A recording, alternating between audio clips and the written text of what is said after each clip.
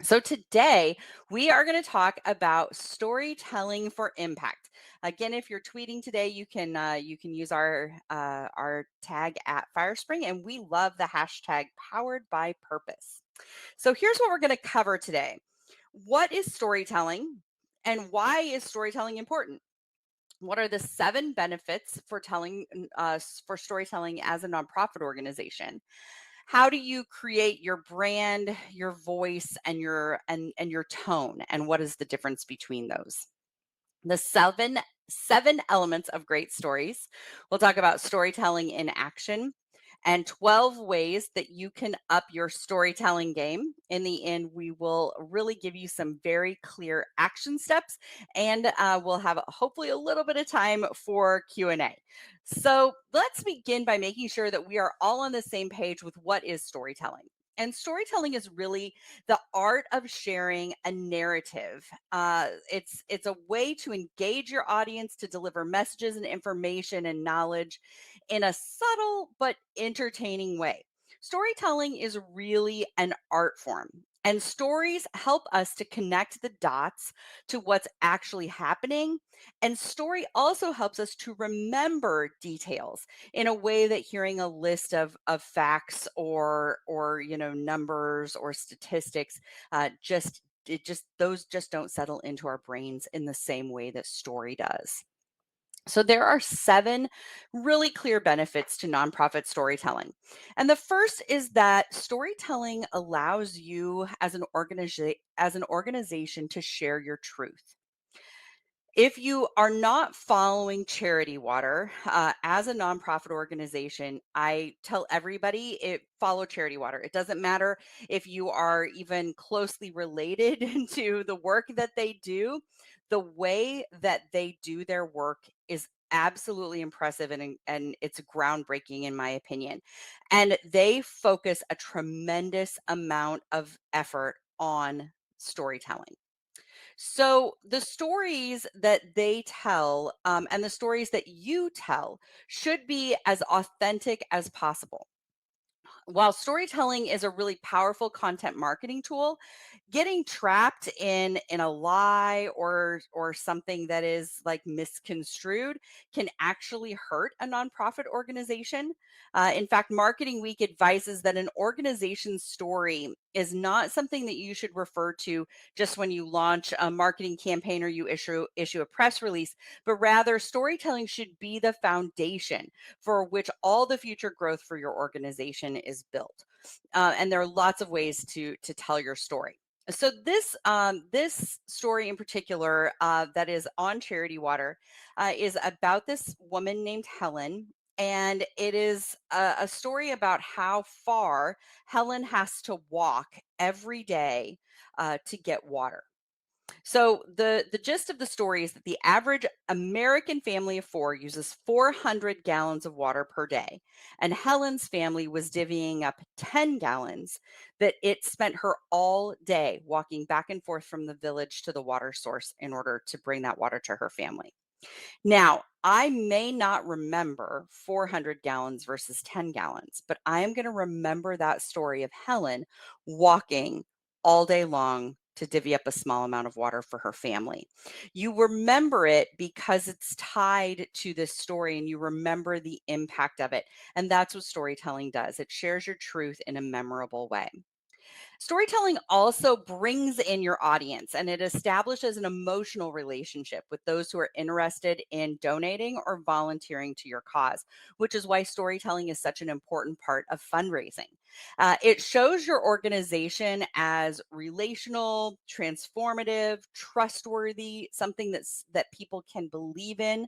When constituents see a brand story, they really feel drawn to it. They feel pulled in like you would feel pulled into a movie or a TV show or a great piece of music. And when constituents are drawn in and they feel connected, then that relationship continues to grow stronger and they're going to want to learn more about you as a nonprofit organization. So you really are, establishing those relationships and drawing people in. Storytelling also sets you apart. Your nonprofit is unique, and telling your story is a great way to set your brand apart from other organizations and from other similar organizations. God bless us as nonprofits. We have this. We have this habit. I don't know if habit is the right word, um, but we like to name ourselves like everybody has hope in their name, right? And people have, save in their name. So there's lots of these similar naming conventions that nonprofits will find themselves in.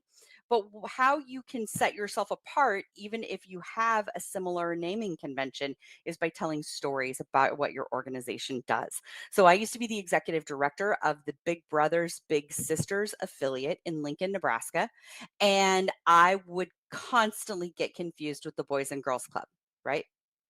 But brothers, sisters, boys, girls, constantly confused. But once we started telling stories about who our organization was and what we did, people would relate me to stories of mentoring. And then, even if they weren't necessarily getting the names straight, they understood who we were and what we did. So, storytelling really can absolutely set you apart from your competition. And storytelling also drives action, particularly related to fundraising. Storytelling can absolutely help you to raise funds. It can increase your conversions. So, using the right calls to action as part of your stories and increases conversions. It also helps you to educate people. Storytelling builds trust. It's also a great way to say thank you. I love to tell a story about how someone was benefited from the organization or how someone was helped, and then thanking the donor in particular for allowing that to happen. Helps you to grow a following, helps you to grow volunteers, all of those things. Storytelling really does drive action for a nonprofit organization. And storytelling should also inform everything that you do. So, your brand story is you want that to be at the center of everything that you do. And then you build off of that brand story. So, your online experience builds off of your brand story, your real life experience, your events, all of those things build out from story at the very center. And when you wrap your events in particular in story, you're giving people the opportunity to live your brand, and you're really helping to activate your community around the story of your organization. There are lots of channels and touch points that can flow out of your story that can connect your community of supporters and, donors to your marketing and to your marketing vehicles. But you want to make sure that you are consistently telling your story through all of these channels. So, how do these channels help to showcase your story and your brand? And what do you have out there in the world? So, when you post on Facebook, for example, what piece of the story are you telling on Facebook? Be mindful of the user's journey. So, what is the path that the user is taking, and what do they see in each of these areas? And if they only see one piece of the story in one place, are you providing them with an intentional experience? So, your story extends your reach from the core of your organization all the way out to how you're sharing that story. Storytelling also builds the personality for your organization. So brand storytelling is really going to show the personality of your organization. It's going to show your mission and your values. It's going to say who you really are and what is most important to you as an organization. In today's online world, a brand's personality is almost as important as the actual purpose of the organization. And storytelling is a really useful outlet to let that personality shine through and to engage consumers on a personal level. Being able to tell your story through like an archetype, for example, helps to sort of unconsciously connect with your audience. And those forms of storytelling are a big step for brand loyalty, community creation, engagement, and again, conversions. So think about who your organization is. So, Firespring, for instance, we are the creator archetype. And so we are all about innovation and using innovation and creativity to provide structure to the world. And we lean into that archetype in our marketing and in the storytelling that we have for Firespring as a company. The next is continuing to further define your brand personality. So the brand personality, think about it as having a voice and tones. So your brand is typically going to have one brand voice, but there might be many tones that reflect that voice. Think of voice as being your mission statement, and tone is how you apply that mission. So think about how you would describe your brand personality as an adjective. Is it lively? Is it positive? Is it cynical? Is it professional? Bold, serious, youthful, whimsical, spiritual? Are you rebellious?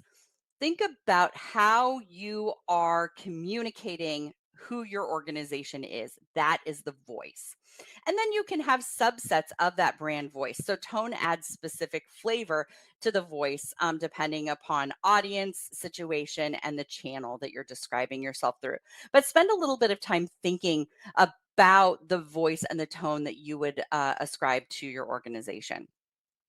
So here's a few more examples of voice. Think about it as a character. Are you warm or are you authoritative? In terms of tone, are you humble or are you really direct? Or are you scientific? What is the purpose? Are you wanting to engage people? Or are you just wanting to inform them, or are you really wanting to sell them on joining your organization? And then for language, what kind of language are you using? Is the language complex? Is it jargony, so to speak? Or are you using really, simple language? Or is it fun and whimsical? Maybe you're an arts organization. So all kinds of things to think about when you are defining your brand personality. So, one of the questions you might have for me is, Kirsten, why does any of this matter, right? Why is storytelling important? Why should I care? And there really is an economic impact that comes from storytelling, which is what makes storytelling such an important part of fundraising. And the fact is that storytelling is 22 times more memorable than facts.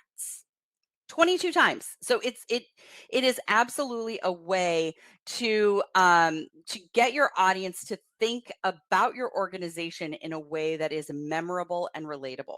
And 56% of nonprofit followers on mobile or social networks will take further action. So whether that's donating, volunteering, sharing, whatever it is, primarily making a donation. But they will do that after reading a compelling story that is published by a nonprofit. So if you remember that story at the very beginning from Charity Water, Helen, you will remember her family's story. You will remember her family's struggle, and it's that story that may compel you to take action. You might remember will maybe remember that it was a fraction. The water that her family used was a fraction of what U.S. families used, but it's hard to forget her and her story in particular. So there are two main story structures that we're going to talk about right now. I'm actually going to introduce the third here in a little bit. And I almost Googled today, like, how many story structures are there? And I decided I just didn't really even want to know, because there are a lot. I will guarantee you there are a lot. So the storytelling can take on a variety of forms and structures. Here are a couple of tried and true structures. Again, I'm going to introduce a third here in a few minutes. But the first is Freytag's pyramid. This is really probably the most straightforward and clear example, and the one that you can most relate to. It's the one that most of us probably worked through when we were even in grade school. Freytag's pyramid is also the framework that is used for Aesop's fables, and it's the same framework that was used for most of Shakespeare's plays. So if Freytag's pyramid sounds familiar, that is why.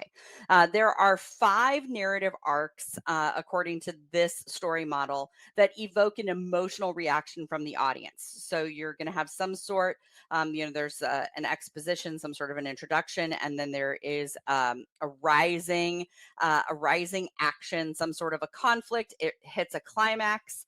After the climax, there's some sort of a reverse or a falling action, and then there's a resolution. So Freytag's pyramid, again, very um, cut and dried, so to speak, very straightforward.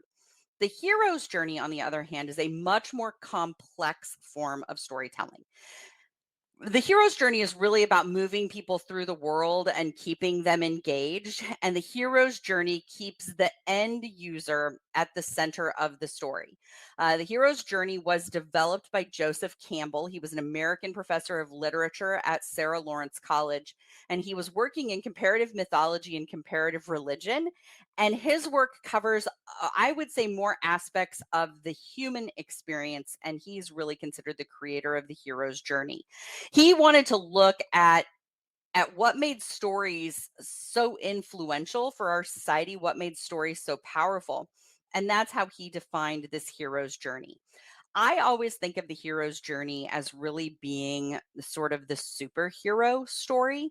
If you think about Marvel movies or any of the big blockbuster hero action sort of movies, I think about the hero's journey. So there's some way that the hero starts out. They are called into an adventure. Most of the time, they are going to rebel or to fight against that. They don't want to be a superhero. They want to be an average person, or, they don't want to get involved in this mess. But then there's something that really is going to pull them in, some sort of a trial or a failure. And then they're going to almost experience a death of who they were and a rebirth of themselves as a new person. It's going to reveal in a revelation. They're going to somehow, atone for their past indiscretions or for their, past reluctance to embrace the hero role. They're going to sort of save the day. And then when they return to their original world, there's something about them that is changed, right? They're a different person. They look at the world differently, and all of that reveals their character. It's really a story of character development. So, the reason that we tell these story structures is because we want you to think about the story as having a natural arc, right? You want to tell your story so that you're giving an introduction to who the person is. Here's the circumstance that happened to them. It reached a climax, and then here's how it was resolved. You don't want to introduce the story and then say, and we fixed it, and you're done. Right. So you got it. You have to at some point involve a little bit of a story arc. You have to provide something to the narrative to give substance so that people care. And our brains are automatically wired to think in story. And so by using these structures, you're really just feeding in to the way that the human brain is already automatically engaged to think about life.